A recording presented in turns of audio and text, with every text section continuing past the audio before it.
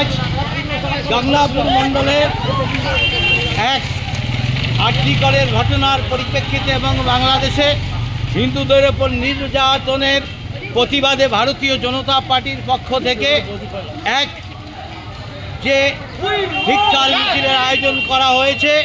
আমরা ধীরে ধীরে এগিয়ে যাচ্ছি, সঙ্গে সাধারণ মানুষ দলে দলে আমাদের সঙ্গে যোগদান করছে। তারা একই দাবি জানাচ্ছে যে একজন ডাক্তারকে ডিউটিরত অবস্থায় একটা মেডিকেল কলেজের মধ্যে যেভাবে হত্যা করা হয়েছে এটা একার দ্বারা সম্ভব নয়।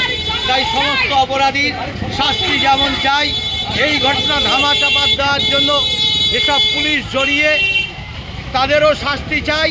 তার সঙ্গে সঙ্গে আন্দোলনকারী দমনের জন্য আরজি করে রাতের অন্ধকারে পুলিশের মদতে যে ভাঙচুর হয়েছে, কারা ভাঙচুর করলো, কোন পুলিশ জড়িয়ে, এই ব্যাপারেও তাদের শাস্তি চাই।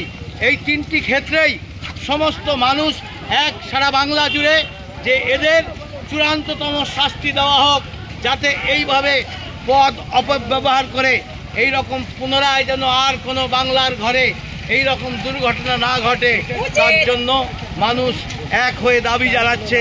পশ্চিমবাংলার মুখ্যমন্ত্রী মমতা ব্যানার্জির প্রতি আর কারো বিশ্বাস নেই, তাই তার পদত্যাগ দাবি করছি আমরা।